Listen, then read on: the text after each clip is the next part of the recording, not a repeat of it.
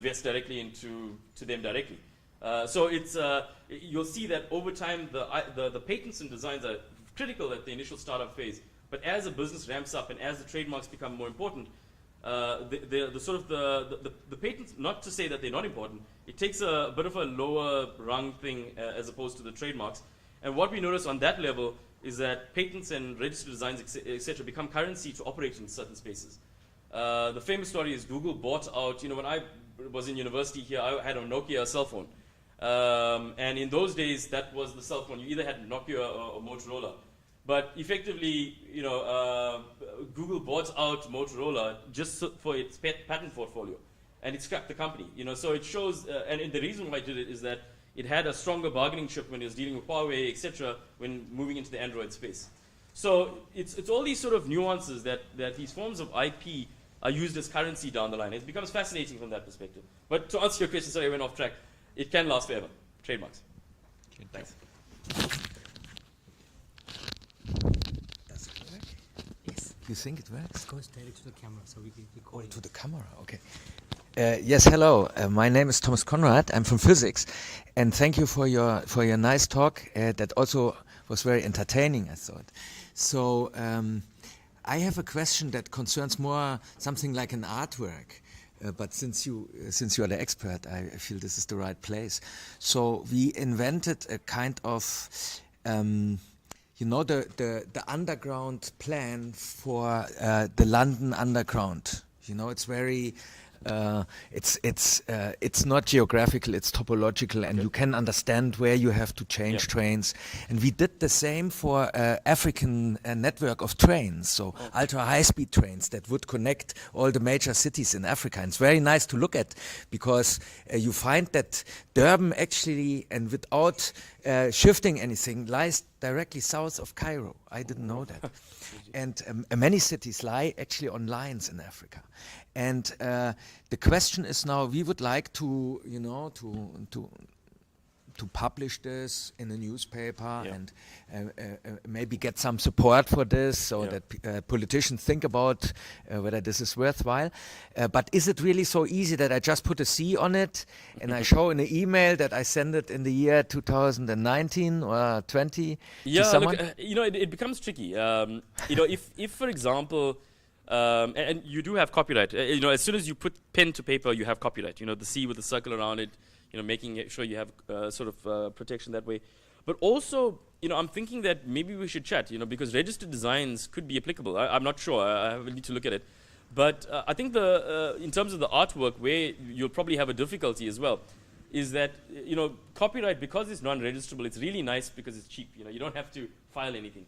But to litigate in courts is hugely expensive because what you need to do is show that you have copyright vesting in the work, firstly. Secondly, you'd have to show the court that whoever else that they copy it is actually copying it based on what you have shown them. There's a causal link there. So you need to show that burden of proof. So it's quite an expensive thing to do. And with something like that, I would regulate it with contracts. I would regulate it with copyright. I would regulate it possibly by investigating a registered design for something like that as well. Conceivably, one could protect it based on that. If it's going to look that specific way, for example. Where copyright doesn't also help you is that if somebody takes the time, labor, effort themselves to come up with this mapping, if you're going to call it, this topological sort of network, if you're going to call it as such, if somebody invests time, effort, labor to come up with this independently of you, there's no copyright infringement. And it's very difficult for you to then sort of get any protection there. So it's really sort of, we'd have to see what it is that you developed and look at it from there. Thank you very much. Okay.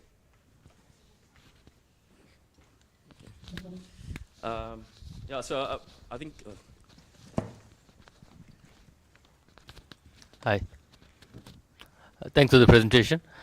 Quick question, perhaps looking to my left and seeing some younger faces. In the instance where we have academics kind of thinking through ideas and coming up with inventions perhaps, and then we kind of maybe farm out some of that to our postgraduate students, etc. How do we handle IP in that space in terms of when you do have an invention? There could have been 10 years of kind of pre-work before it finally kind of got something concrete Yeah. So, any thoughts on how that works? Yeah, look, I mean, I think with inventorship, it's often a question of fact. You know, who is it that contributed to what we are saying is a world first that is not obvious over existing technologies? And that, you know, if you ask yourself, you know, if you have a paper published, just by virtue of the fact that you're working in a research group doesn't necessarily make you an inventor in terms of a patent application.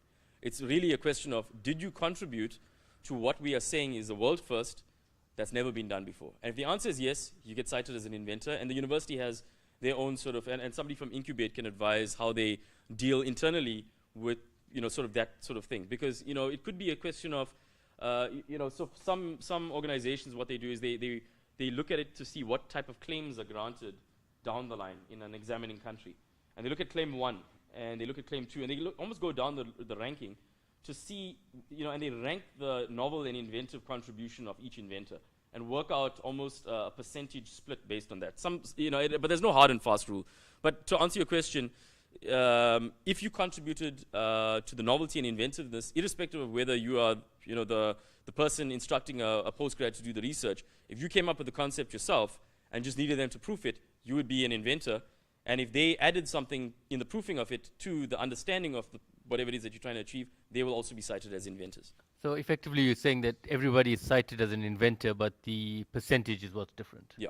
Yeah. Okay. So, because I mean, at the end of the day, it's the university that's going to own the IP anyway, and so the ownership and the percentages, etc., are normally handled internally by way of agreements between the researchers, etc. Thanks. Thanks. It's good to see Fayaz again. You know, I think the last time he was one of my practical demonstrators when I was studying. So.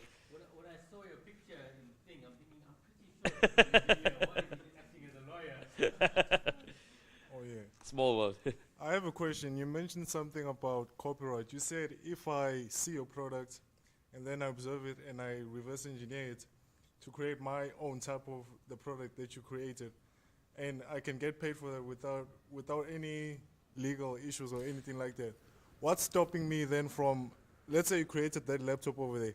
I buy that laptop first of all, and then I see how you made everything, and then I try to imitate what you did there to come up with my type of product. Is there anything stopping me from doing that? Yeah, so it's an interesting question that you raise, and that's why important that it's a very good question, because when we're dealing with the forms of IP, you must realize that for copyright, if you copied this and you sort of started manufacturing, there's no copyright infringement.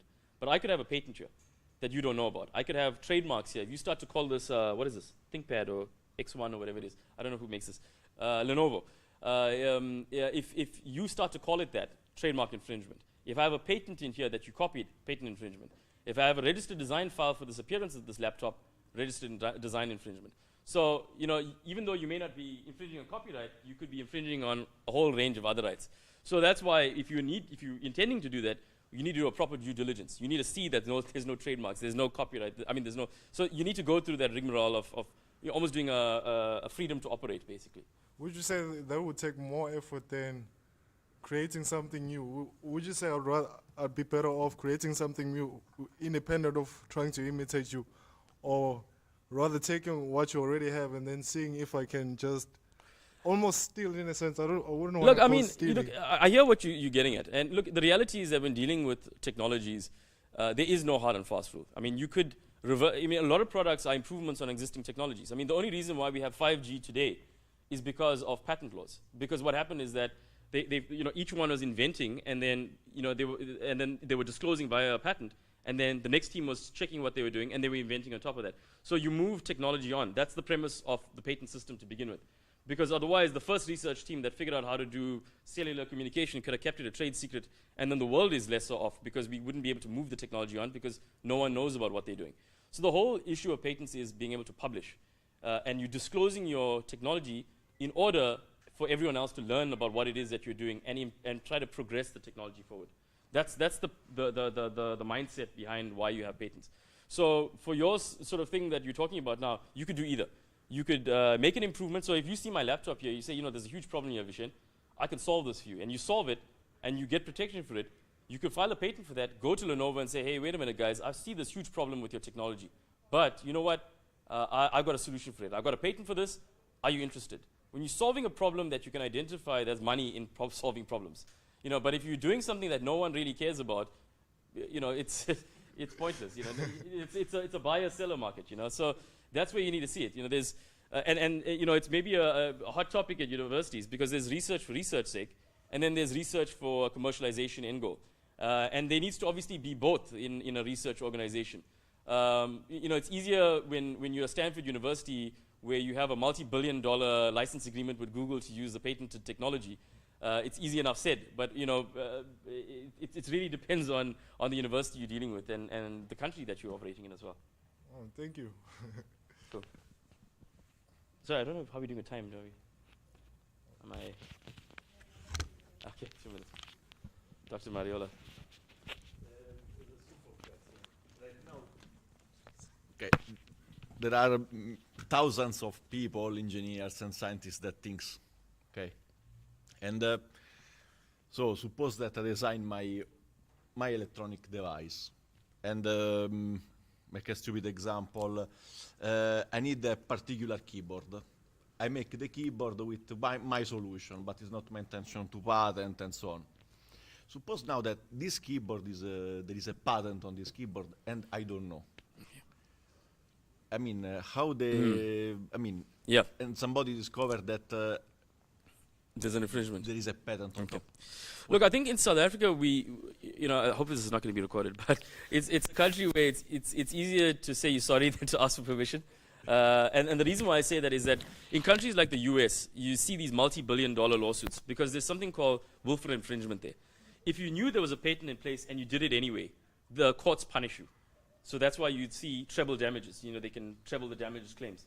However, in South Africa, we're quite reasonable in terms of we work on it in a reasonable royalty basis.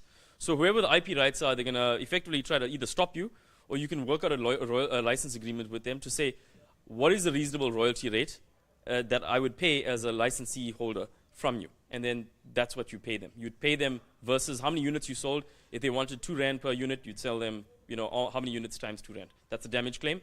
And then going forward for each unit you sell, you're going to have to be incorporating that 2 Rand into the cost to recoup it down the line.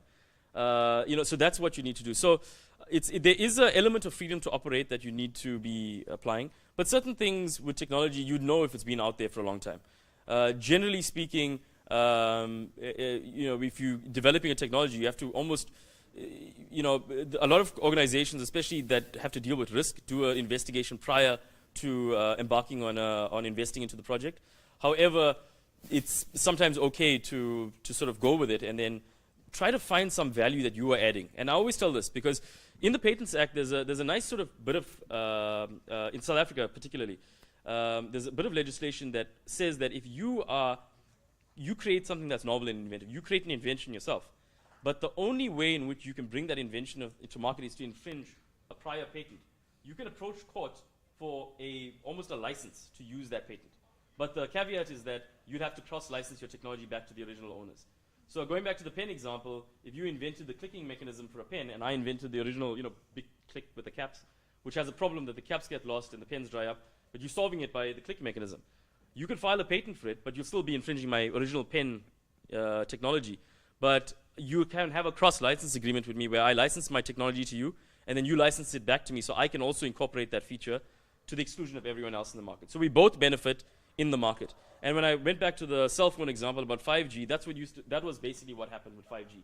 We started off right at the bottom, then 2G came along, then Nokia would invent something, then Ericsson would invent something, then Huawei would invent something, and each one was cross-licensing each other. And then what happens is they had something called we'll talk about it another time, but they formed a partnership where you do this. And then, you know, they protect and each one contribute to human knowledge, because that's what this is all about, increasing human knowledge.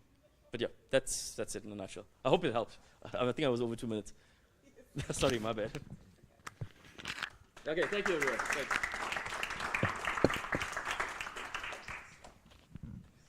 Thank you so much.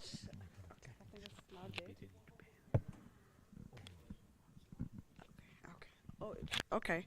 Thank you so much, Vishen, for stimulating our minds. The number of questions that came out of this, they're just demonstrating how much education you have given us. And I am glad that also that there was a question on on being an inventor. We will go back to the office and we would actually make sure that at least for the people that are here, we distribute the IP policy of the university, just to make sure that at least as a start, the people that we have in the room, they have a copy and they fully understand the IP policy. We also always open for questions. If at any point you are needed to understand any more on the IP policy of the university, we'll be able to engage on that. And then next on our agenda, we have Dr. Yasira Ismail, who will give the next presentation. She is a senior lecturer in the School of Physics and Chemistry and Physics, and she will present an overview of the quantum technology landscape. And I think just to give you her areas of interest.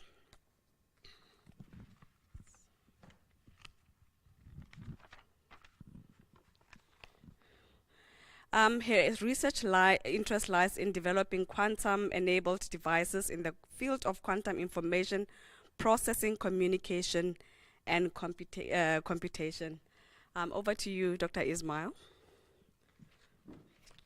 Just a clap as you come to the stage.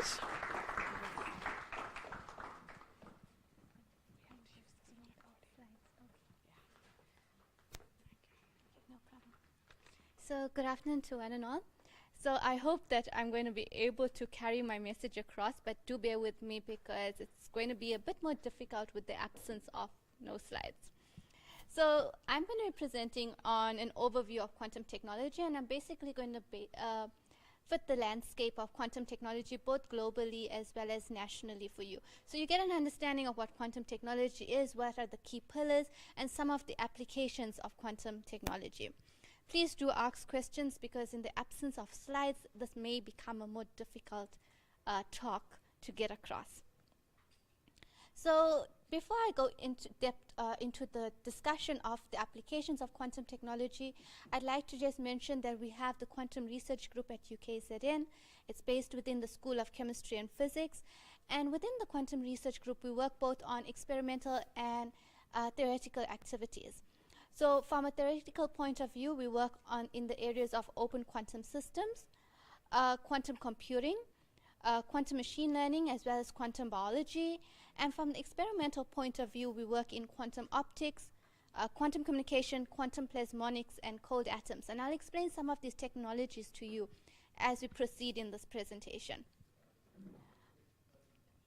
So as I said, today my task is to introduce you to some of the technologies. So the three main pillars, which is quantum computing, quantum communication, as well as quantum metrology. I'm also going to give you a brief overview of the global quantum ecosystem and also some initiatives that South Africa is currently taking off. So South Africa, as of last March 2021, signed the South African Quantum Initiative called SAQT, and so I'll give you some brief understanding of what the aim of the South African Quantum Initiative is. I'll end by giving you just a summary of some of the technologies and where the applications fall into. So if we have to think, there's three main pillars, and everyone probably have heard of these three main pillars. If you're following the media, you know there's a large hype in quantum computing at the moment. And so there's these three main pillars. It's quantum computing, quantum communication, and quantum metrology. Now, why are these three pillars important? Well, for example, quantum computing offers us the ability to do processing at a faster rate. And this is why quantum computing is so important and such a hype. Quantum communication allows us to secure transmission of information, and I'll explain how and why. Quantum metrology allows us to perform more precise measurements. So where does all these different pillars fall into play? Well, if you have to look at quantum communication, quantum computing, it's all about faster processing, right? So the inability for classical computers to perform certain tasks. So some of the areas where quantum computing plays a very vital role is optimization. Think of network optimization or traffic optimization. And a good example of this would be when D-Wave created the annealing quantum computer. they solved a very interesting problem, and that's the traffic flow in Beijing. We all know Beijing is a highly populated city with a lot of traffic, and so they used the D-Wave quantum computer to try and optimize routes inside the city of Beijing. So that's just one example of what quantum computing can do. I'll give you other ideas within the presentation. Quantum communication, we say security. Security is important. The current currency is now information. Information is the new currency, right? But also information needs to be secure. And this is where quantum communication plays a very vital role. Because if we look at our current classical encryption techniques, it's all based on mathematical algorithms, right? The inability to factorize very large numbers. But any breakthrough in mathematics or more powerful resources will allow us to break all our current encryption techniques. And it has been done before, where certain mathematical algorithms were created and they were broken. And so now quantum communication offers an alternative for the security of information. It is no more based on mathematical algorithms, but it's based on a physical process of encrypting information. And this is what I'm going to explain to you, how this works. So where can quantum communication be used? For one, we want our sensitive data, maybe our medical data, to remain secure for long term. So this is where we can use quantum encryption. We want to secure critical infrastructure. We know that the fourth industrial revolution is all about data services, AI hubs. We want to ensure the security of all this critical infrastructure. We know that we are moving towards self-drive vehicles. That's the aim, right? The hope. But we want to know that these self-drive vehicles have secure communication between vehicles. Okay, so that's where quantum communication can play a vital role. Any form of transmission, we would like to keep it secure. Let's look at metrology. I mentioned quantum metrology is the ability to make a precise measurement based on the laws of quantum physics, right? Where do you think you'll see this most applicable? Think of trade stamping for clocks. You can build very good precise clocks, atomic clocks, for trade stamping based on quantum metrology. You can do synchronization of clocks. You can do GPS-aided navigation. All this is based on this technique of quantum metrology. And I'm going to explain how these technologies work. It's just a pity it's going to be done so without you being able to physically see it. So why are we actually pushing these three pillars? Well, according to the OIDA Quantum Photonic Roadmap, by the year 2035 plus, there is a prediction, and this is just a prediction, there is a prediction that there might be a fault-tolerant gate-based quantum computer. And I have to emphasize this is just a prediction. But if there is this universal fault-tolerant gate-based quantum computer available, the one thing that does drop is all our encryption techniques. Because what this universal quantum computer can do best is factorize very large numbers. Okay? The moment that happens, all our encryption techniques becomes obsolete, right? Hence, simultaneously, there's this drive to develop a quantum internet.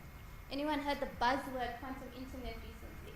Probably, if you're following the media, anything quantum related, there is this buzzword flying around, quantum internet. Anyone knows what a quantum internet is? Anyone wants to take a guess what a quantum internet is? Besides all the professionals and people in quantum in this audience.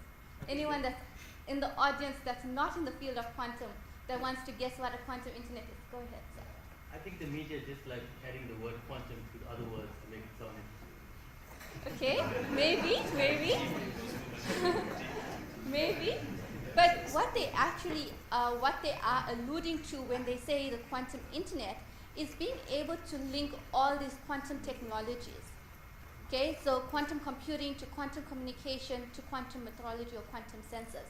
So in the field of quantum communication, what are they working towards? We all know fiber is being deployed, fiber to the home, right? What we also know is that quantum communication via fiber is commercially available to date. So I can go and contact ID Quantique in Switzerland, for example, and tell them, I'd like to purchase one of their fiber-based QKD systems, ship it to South Africa, well and good. I got a QKD device that's based on fiber, right? What you didn't know, or you probably know, is during the 2010 FIFA World Cup, the Quantum Research Group used one of those ID Quantic fiber-based systems to ensure the security between the Moses Mabhida and the main hub. That was the first time South Africa had a quantum link active. Now, where has that moved? Okay, commercially available quantum fiber systems are available. Now the drive is towards free space, specifically satellite. Okay, the ability to communicate via satellite by development of quantum links. And once you can link a quantum satellite communication network to a fiber network, you have an entire holistic communication network that is based on security, that is based on quantum physics. You can then link this to quantum computers eventually and quantum sensors. So anyone thinking quantum satellites are too far-fetched? Anyone here thinking quantum satellites are far-fetched and this is kind of just gimmick? It's not. So if you're following the media, you would know that the Chinese already launched the first satellite with a quantum payload. And this was in the year 2017. Okay? They were able to implement the longest 7,000 kilometer link between themselves and Vienna. They, at that time, encrypted a Skype call to show a proof of principle. Just last month, they launched a second quantum satellite, a nano satellite called Jinan-1. Their aim is to launch 100 of these satellites to create a quantum constellation. This will then create that quantum satellite network, which will link to their quantum fiber network. So what does their quantum fiber network look like? Ours was just Moses Mabhida to the main hub, roughly 24 kilometers, very small network. Theirs is a 2,000 kilometer network between the city of Shanghai to Beijing. It's 32 trusted nodes along this 2,000 kilometer distance to ensure quantum communication. And it is used by the banking sector, by the communication sector. So the applications are out there. We just haven't introduced all those applications in South Africa. You could argue with me, yes, some of these applications sometimes can be considered fundamental, and there's still a lot more advancements in terms of research before they universally can be deployed. And I agree with you. And that is why we are constantly working in the field to improve technology, right?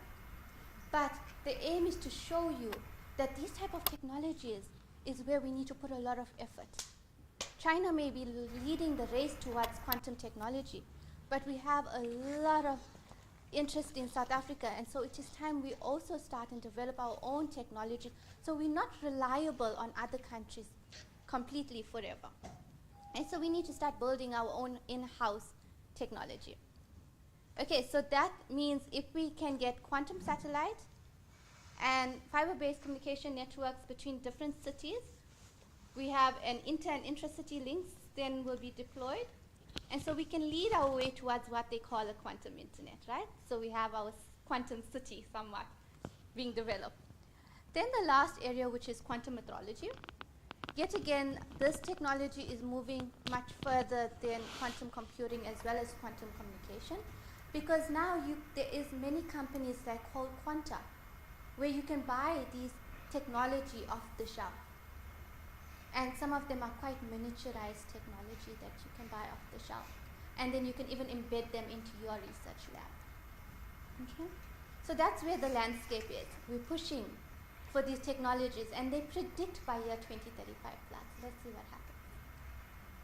So what's my take-home message here? My take-home message is we are currently shifting a bit of our ICT technology from a classical regime to a quantum regime. And we all know we're currently in what they call the 4th Industrial Revolution. We're also hearing now the hype of the 5th Industrial Revolution, and if you're following, you probably heard that we're moving towards the 5th Industrial Revolution. Well, in the field of quantum physics, we're in the 2nd quantum revolution.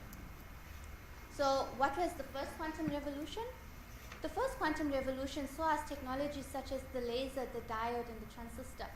These are technologies none of us can do without today. The second quantum revolution allows us to make use of this technology to develop systems such as quantum communication, quantum metrology, and quantum computing. So now, what do I mean there's a shift from classical ICT to quantum ICT? We all know artificial intelligence and machine learning. Well, we're shifting away from just classical machine learning to quantum machine learning. We're going from normal classical sensors to quantum sensors, classical computers to quantum computers, classical security to quantum security. So there's this shift from classical to quantum. And the advantage that quantum gives us is the speed up. Okay, why? Because we make use of the laws of quantum physics, the superposition principle, that allows us to go further than what classical technology can take us. Okay? I hope I never lose anyone. So I'm trying my best to keep everyone engaged without slides. So let's start talking about a quantum computer. We all know what classical computers are. If we ever studied quantum computing or ever thought about encoding, you know that a classical bit is either 0 or 1, right? And so you can encode information in bits of zeros and ones. The difference from a quantum is that you can generate what is known as a quantum bit, the ability to encode information in a superposition of 0 and 1. And that is where the processing, faster processing, comes into play. So the field has been developing quite rapidly, I would say, because in 1998 we had the first 2 qubits developed in a research lab, and this was between MIT, Berkeley, IBM, and Stanford, and they showed the generation of 2 qubits. That was 1998. By 2008, we had a 28 qubit by D-Wave. By 2016, IBM's 50 qubit machine was available for researchers to use on the cloud, and researchers are still using it. Currently, Google has a 72 qubit machine, Rigetti 128 qubit. We're not anywhere near the universal quantum computing technology that we require, but there is a lot of investment by countries into the development of qubit technology in order to develop quantum computing resources on the cloud for users to make use of. So before I go forward, I shouldn't say that quantum computing is going to replace everything classical computers do, because bear with me, it's not. You're going to still need a classical computer to send emails, your routine tasks. Quantum computers are just good at implementing specific tasks. And we can discuss some of those specific tasks that people predict quantum computers will be good at. So I wanted to show you some of the different technologies that are available in terms of producing quantum bits.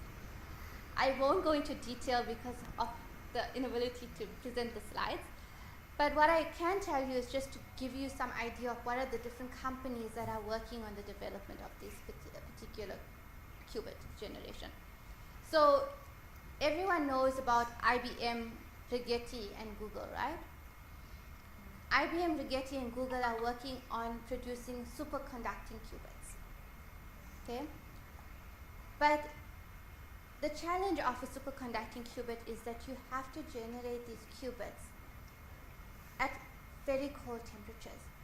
So it's probably around the millikelvin temperature. And so you have to have specialized cryogenic fridges, which are extremely expensive. And these are some of the challenges that people face, or researchers face, when they're looking at developing superconducting qubits. Just one of the challenges. Companies such as Xanadu is using photonic-based, or trying to generate photonic-based qubits. The advantage of photonic-based qubits is that you don't have to work at that millikelvin temperature. You can generate qubits at room temperature. These are photonic-based qubits, using light, using lasers. Okay? So there are different types of technologies. Cold quanta, another example, is using neutral atoms, so rubidium atoms.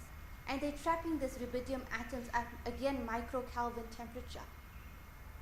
And anyone wants to guess, okay, let's not guess what type of atom, but what I can tell you is that we have a cold atom set up at UKZN.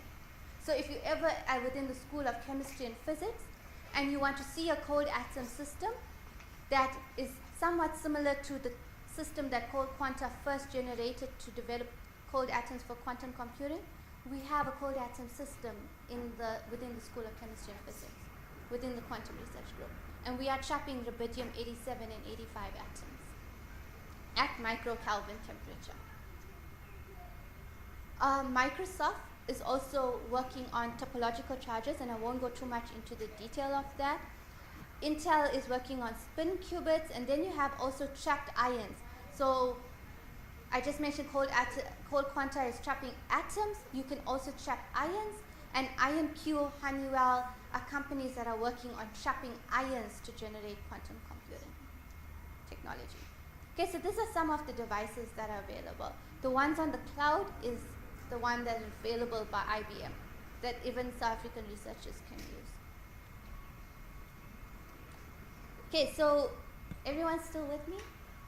Yes? Perfect. So I'm just trying to engage so I don't lose y'all. I don't have slides to keep y'all entertained. Okay, so we already mentioned some of the applications of quantum computing. I mentioned one, which I said optimization of traffic flow that was implemented in Beijing using a D-wave quantum computer, right? But there are other applications that quantum computing would be able to solve that classical computers may not be able to solve well.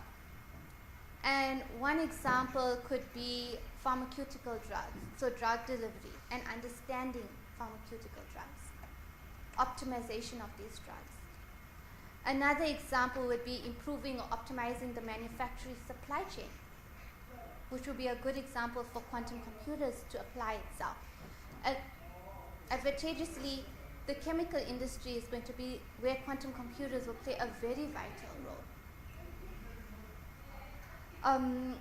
Other areas which I can think of is vehicle routing, as we said, the traffic flow in Beijing.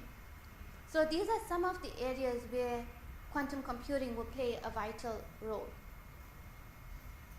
Okay, so I think I spoke a lot about quantum computing. Let me shift a little bit to quantum communication. I already mentioned that quantum communication is based on the security of information. I also mentioned to you that currently classical encryption techniques are based on mathematical algorithms. So what do I mean by this? Is I take a message, I encrypt this message so it's unreadable, and only someone with the key to decrypt that message can be able to acquire the original message, right? That's how classical encryption works. These are algorithms such as AES, RSA, Delphi-Hellman. All these kinds of algorithms are used to encrypt information. Importantly, a quantum computer can break all these encryption techniques. And that is why we're working on the development of quantum communication. So quantum communication, as I said, is not a software-based system. It's a hardware-based system. So anyone here working with lasers will know that if you turn on a laser, you have billions of photons that are transmitted, right? Imagine that you can just take and control just a single photon. Then you can encode a single photon to carry a bit 0 or 1. And this is what quantum communication is all about. Taking a single photon, encoding it to either be a 0 or 1, and transmitting it through some medium. So your medium can be a fiber network. It can be free space, so 2 points with a line of sight. So for example, I could be on Westwood campus and I could put a detector on Howard campus and try and send a single photon across the atmosphere. Or I could say, okay, I've got a satellite and send a single photon from the satellite to the ground station. Or I can put my quantum payload here on Earth and send a single photon up to a satellite, right?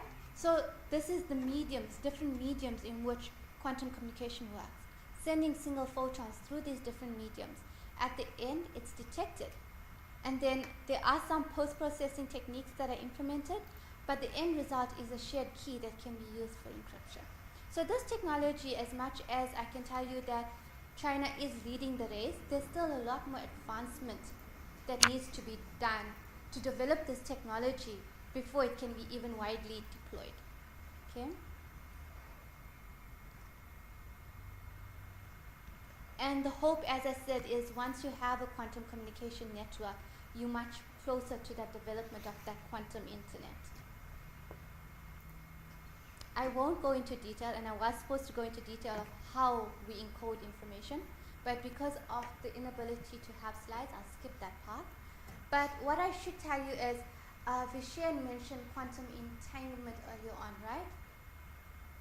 Well, there are a few ways to generating single photons.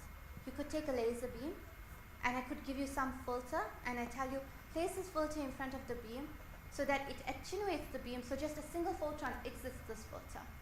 Then I tell you, okay, take that single photon that I allowed you to exit from the filter, from the system, and I tell you, encode this photon. That's one way of doing it. The other way is to make use of entanglement. So how do we do this?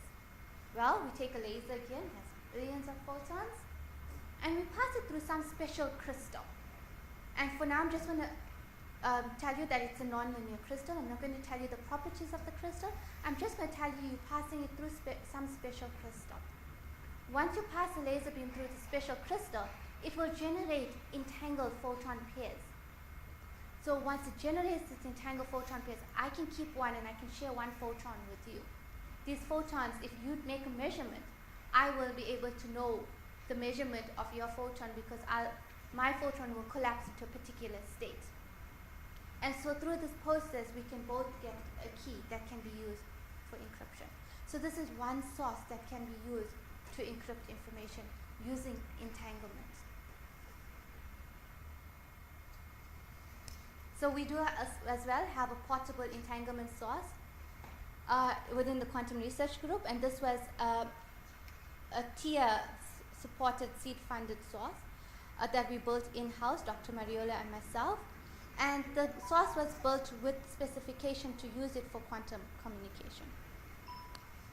Okay, so I'm going to try and skip a little bit, but I should mention, since Vishen mentioned machine learning, I should mention that machine learning also plays a vital role in quantum communication.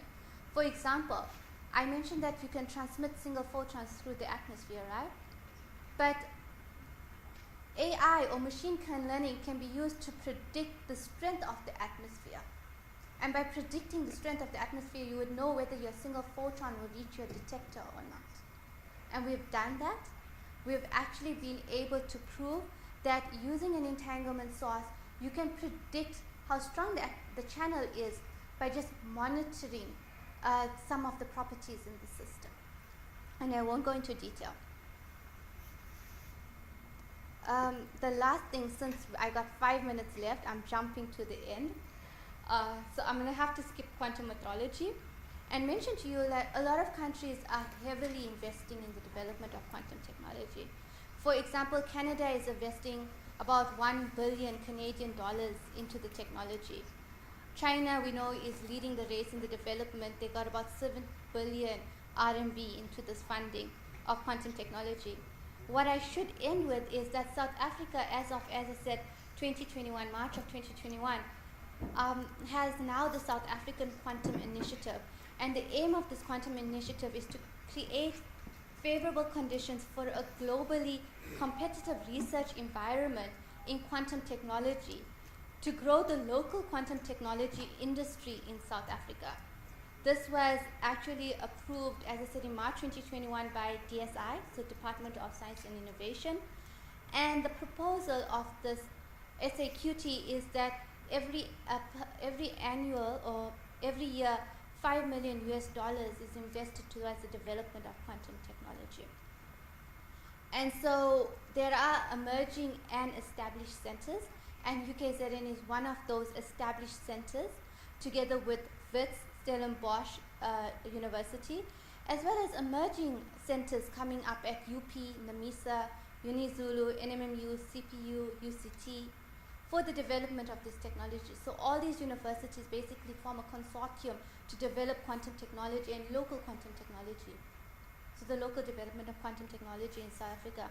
The aim of SAQT is to focus on quantum communication, the implementation of applications towards quantum computing, as well as quantum sensing devices. Okay, so since my time is up, I'll end there and say there is a lot more that can be done in the field, and there is a lot more research as well as IP that can come out from the development of quantum technology. Thank you.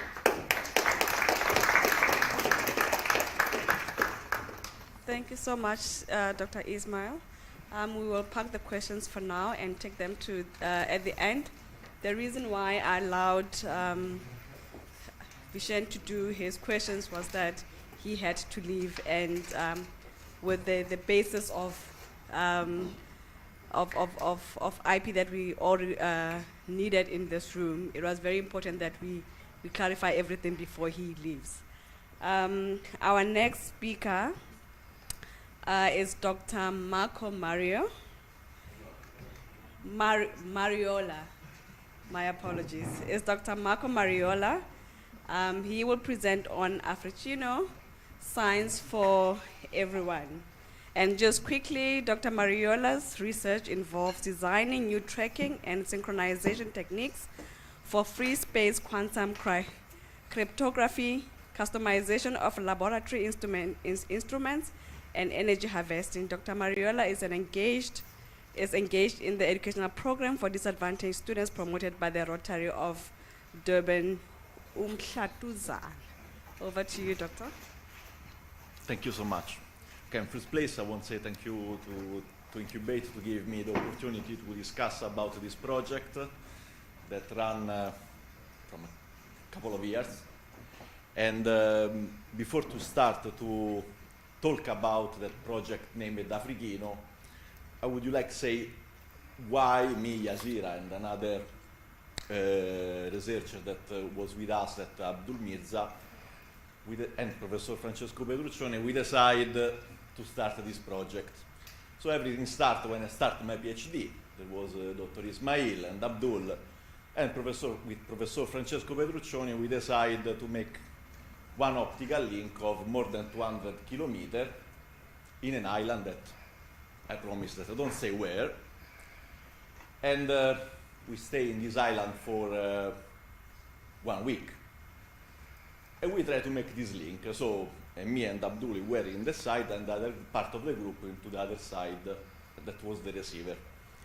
So we spend 5 days, 5 nights actually, from 11 in the evening up to 3 a.m. every day.